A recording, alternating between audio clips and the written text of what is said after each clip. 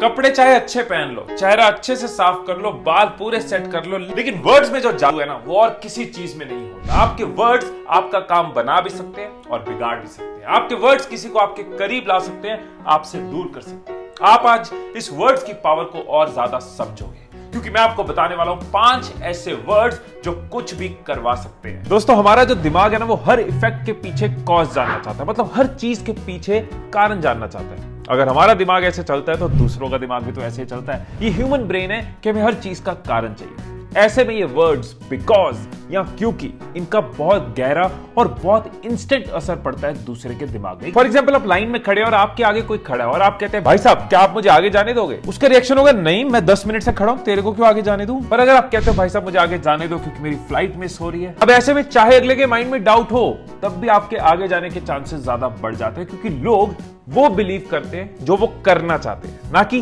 जो आप उन्हें कहना चाहते हैं। ऐसे अगर कोई टीचर एक बच्चे को बोले कि इस लेसन को ध्यान से पढ़ो, तो पहला रिएक्शन यही होगा ना कि आप तो हर लेसन को ध्यान से पढ़ने के लिए बोलते हो, इसमें क्या खास है। लेकिन अगर टीचर बोले कि इस लेसन को ध्यान से पढ़ो because it is very important, तो बच्चे का दिमाग तुरंत रिसेप्टिव हो जाता है, अलर्ट हो जाता है। हो सकता है ये एग्जाम में आने वाला हो सकता है कि सर ने इस पे कोई क्वेश्चन ऑलरेडी बना रखा हो सकता है अगर मैं ये नहीं पढ़ूं तो फेल हो जाऊं। और याद करो कि सदियों से पेरेंट्स से परमिशन तभी मिली है जब हमने क्योंकि लगाया है। आज लेट तक खेलने दो, ऐसे नहीं मिलेगी परमिशन, क्योंकि आज फाइनल मैच है। आज टीवी लेट तक देखना है क्योंकि आज लास्ट एपिसोड है। बहुत बार हम थॉट्स तो एक्सप्रेस करते हैं, फीलिंग्स तो एक्सप्रेस करते हैं, लेकिन साथ में कारण नहीं देते। कम्युनिकेशन की यही छोटी छोटी बारीकियां हैं जिनको हमें समझना है। अगर हम समझेंगे तो ज्यादा यूज में ला पाएंगे, और जब आप ज्यादा यूज में ला पाओगे, स्पेशली इन चीजों का ध्यान रखोगे, तो आप देखोगे लोग आपको ज्यादा अच्छे से समझ पा रहे हैं, आप लोगों को ज्यादा अच्छे से कन्विंस कर पा रहे हो, लोग आपके और क्लोज आ पा रहे हैं, करीब आ पा रहे हैं। अब अगला पॉइंट आपके लिए बहुत जरूरी है, क्योंकि वो आपकी कम्युनिकेशन को मेक और ब्रेक कर सकता है। बट, पर, लेकिन, किंतु, परंतु ये ऐसे वर्ड्स हैं जो अच्छे के लिए भी यूज होते हैं और बुरे के लिए भी। फॉर एग्जाम्पल, अगर एक बंदा कहता है कि यार वो ना एक समझदार इंसान है, यहां क्या है आपके माइंड में इमेज पॉजिटिव, और आगे वो लाइन जोड़ देता है पर मैं उससे बात नहीं कर सकता। अब ये स्टेटमेंट पॉजिटिव से नेगेटिव की तरफ जाना शुरू होगी कि ऐसी कौन सी कमी है उसके अंदर। इसी तरह से आपको अगर कोई बोले कि वो काम ठीक से नहीं करता, तो आपके माइंड में एक नेगेटिव इमेज बन रहा है। आगे आ गया पर वो कोशिश जरूर करता है, तो वो नेगेटिव से इमेज पॉजिटिव हो गया। देखो कैसे पर ने पर लगा दिए। अब कम्युनिकेशन स्किल्स का फैक्ट ये है कि जब भी आप किसी लाइन में पर या बट यूज करते हो, तो पर बट से पहले वाली जो लाइन है वो लेस इंपॉर्टेंट हो जाती है, उसको लेके दूसरा कोई खास इमेज फॉर्म नहीं करता। और बट या पर के बाद वाली जो लाइन है उस पर दूसरा ज्यादा इंपॉर्टेंस देता है, उसको लेके इमेज क्रिएट करता है। तो ये बट या पर से पहले और अगली लाइन आप कैसे रख रहे हो, ये दूसरों को आपके पास भी ला सकती है और दूर भी ला सकती है। एक एग्जांपल के साथ समझते हैं। मैं तुम्हारे साथ आना चाहती हूँ पर आऊंगी नहीं। कितनी रूड है यार। अब यहाँ पे पर आऊंगी नहीं, ये मुझे रूड लगेगा, ये मुझे चुभेगा, बार बार याद आएगा पर आऊंगी नहीं, पर आऊंगी नहीं, पर आऊंगी नहीं। लेकिन अगर ऐसा होता, मैं तुम्हारे साथ नहीं आऊंगी पर आना जरूर चाहती हूँ, मजबूरी होगी उसकी। आप देख रहे हो बट या पर की यूज एक सेंटेंस को पर से आगे पीछे करने से उसका पूरा मीनिंग बदल जाता है। अगर इस चीज को आप समझोगे, ध्यान में रखोगे, तो बहुत जगह आप अपनी कम्युनिकेशन के लेवल को इंप्रूव कर पाओगे। एक एग्जांपल देते हैं कि आपने कोई गलती करी। अब आप बोलते हो मैं शर्मिंदा हूं पर मैंने गलती की है। अब इसमें इंपॉर्टेंट क्या हो गया कि आपने गलती करी है। इट मींस आप सजा के लिए तैयार हो, आप इसका प्रायश्चित करने के लिए तैयार हो। ये फोकस लाइन है। अगर इसको रिवर्स कर देते हैं, मैंने गलती की है पर मैं शर्मिंदा हूं, तो ये बात में इंपॉर्टेंट है आपका शर्मिंदा होना, मतलब मैं आपके साथ ज्यादा एम्पैथी फील करूंगा कि आप शर्मिंदा फील कर रहे हो। आपकी गलती होना लेस इंपॉर्टेंट हो गया, आपका शर्मिंदा होना ज्यादा इंपॉर्टेंट हो गया। अब ऐसे इंटरव्यू में आपने बोला मैं कर सकता हूं बट मैंने किया नहीं। इसकी जगह अगर आप बोलते हो मैंने किया नहीं है बट मैं कर सकता हूं। देखो कैसे हेर फेर करने से कंप्लीट मीनिंग उसका अलग हो जाता है, उसकी इंपॉर्टेंस अलग हो जाती है। कैसे इस छोटी सी चीज को समझ के इसको यूज करके आप अपनी कम्युनिकेशन को कितना इफेक्टिव बना सकते हो। अब एक और वर्ड माइंड में है पर, उसके लिए अगले पॉइंट को सुनना होगा। तो अच्छा, अब राहुल, प्रिया और अजय, आपको क्या लगा? आप में से जिसका नाम राहुल, प्रिया और अजय, मैं उनको आवाज दे रहा हूं, लेकिन ये मुझे श्योर है कि जिसका नाम भी राहुल, प्रिया या अजय है, वो इस वक्त नॉर्मल से ज्यादा अटेंटिव होंगे, नॉर्मल से ज्यादा ध्यान उनका आया होगा, नॉर्मल से ज्यादा रिसेप्टिव होंगे। ये होता है नाम का जादू। जब भी हम किसी से बात कर रहे होते हैं तो हमारा जो दिमाग है वो कुछ वर्ड्स को फिल्टर करके उनको ज्यादा इंपॉर्टेंस देता है। हमारा नाम, हर किसी का नाम उन इंपॉर्टेंट वर्ड्स में से एक वर्ड है। इनफैक्ट एक रिसर्च ये भी कहती है कि बहुत से लोगों को दुनिया में सबसे मीठा शब्द जो लगता है वो उनको अपना नाम लगता है। और वो क्यों नहीं होगा? क्योंकि बचपन से लेके अब तक की जो हमारी आइडेंटिटी है वो किस चीज से जुड़ी है? वो हमारे नाम से जुड़ी है। ऐसा आपके साथ भी कई बार होता होगा ना, मार्केट में हो, मॉल में हो, कई लोग वर्ड्स बोल रहे हैं, कितना कुछ सुन रहे हैं, हमारे कान के लिए वो सब नॉइज है, लेकिन कहीं कोई हमारा नाम हमें सुन जाए कि बोल रहा हो या लिखा हो तो हमारा ध्यान एकदम जाता है। बहुत बार ऐसा होता है कि जिसका नाम सलमान है उसके फेवरेट हीरोज में सलमान खान होता है। नाम दीपिका है तो दीपिका के लिए उसके माइंड में एक सॉफ्ट कॉर्नर होता है।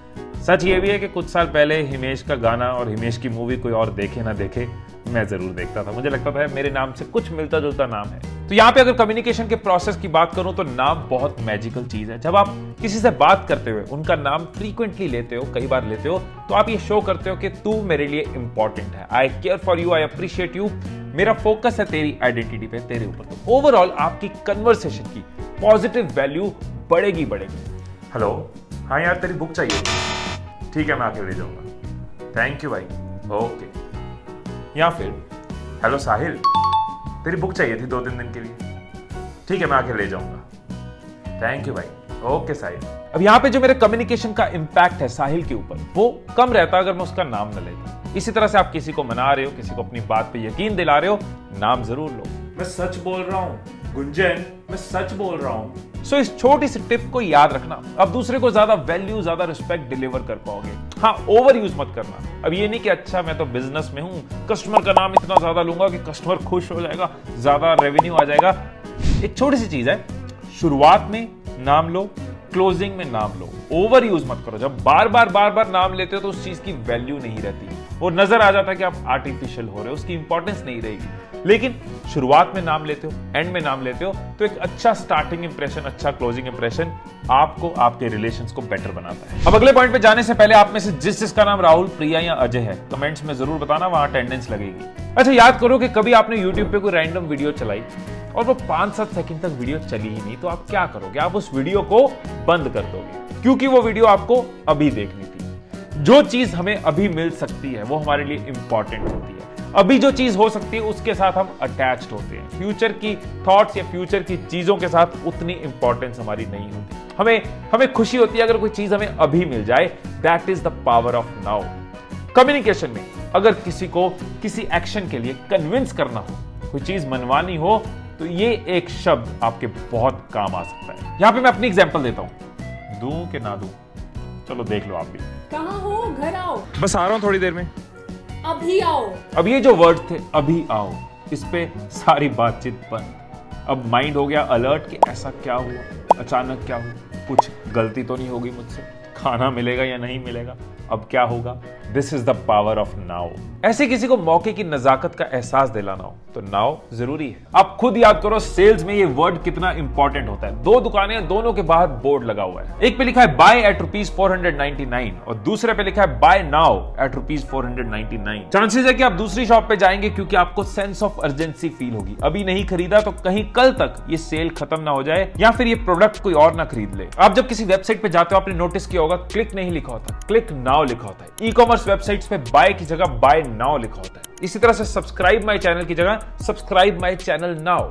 ये छोटा सा वर्ड है नाउ, लेकिन इससे आप थोड़ा क्विक होते हो, आपका एक्शन थोड़ा फास्ट होता है, दूसरे को एक सेंस ऑफ अर्जेंसी फील होती है। तो जहां भी इसकी जरूरत आपको फील हो, रिलेशंस में, बिजनेस में, पर्सनली, प्रोफेशनली, इस वर्ड को यूज करो। और वो सब्सक्राइब वाली मैं सिर्फ एग्जांपल नहीं दे रहा था, ऐसी वीडियोस अगर रेगुलरली चाहिए तो अगले पॉइंट पे जाने से पहले नीचे सब्सक्राइब दबाओ, सब्सक्राइब माय चैनल नाउ।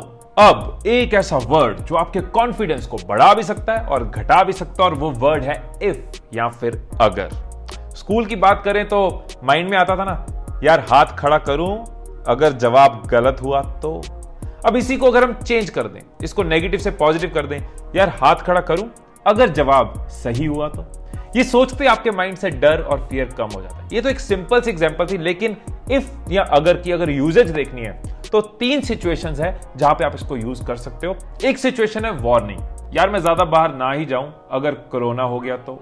या फिर रात को टीवी देख रहे हो और कमरे में आके पिताजी कहते हैं अगर तुमने अभी टीवी बंद नहीं किया तो क्या आगे उनको कुछ कहने की जरूरत भी नहीं पड़ती। या फिर अगर तुमने मेरे सवाल का जवाब नहीं दिया ना, मैं तुमसे बात ही नहीं करूंगी। दूसरी सिचुएशन एडवर्टाइजिंग या मार्केटिंग में, अगर वर्ड यूज करके आपको दूसरी दुनिया में लेके जाया जाता है, आपकी इमेजिनेशन को ऑन किया जाता है, कस्टमर को या क्लाइंट को बताया जाता है कि वो क्या पा सकता है। जैसे कि अगर आपने ये रिमोट ले लिया, इस रिमोट के साथ आप एक जगह बैठे घर के सारे डिवाइसेस कंट्रोल कर सकते हो। ये स्मार्ट रिमोट वॉइस के साथ सोचता है। सोचो आपको कितनी कंफर्ट मिलेगी, कितना अच्छा मिलेगा।